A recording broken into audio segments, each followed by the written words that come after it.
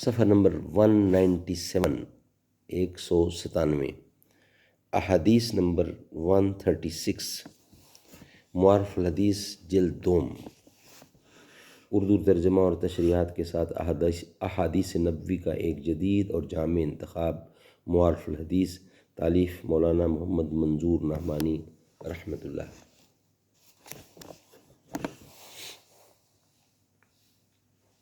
صفحہ نمبر 197، احادیث نمبر 136، اللہ کے لیے محبت اور اللہ کے لیے بغض و عداوت، اللہ کے لیے محبت اور اللہ کے لیے بغض و عداوت۔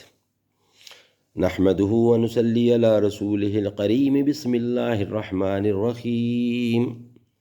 قال النبی صلی اللہ علیہ وسلم، حضرت ابو ذر غفاری رضی اللہ سے روایت ہے کہ رسول اللہ صلی اللہ علیہ وسلم نے فرمایا، بندوں کے اعمال میں اللہ تعالیٰ کو سب سے زیادہ محبوب وہ محبت ہے جو اللہ کے لیے ہو، اور وہ بغض و عداوت ہے جو اللہ کے لیے ہو۔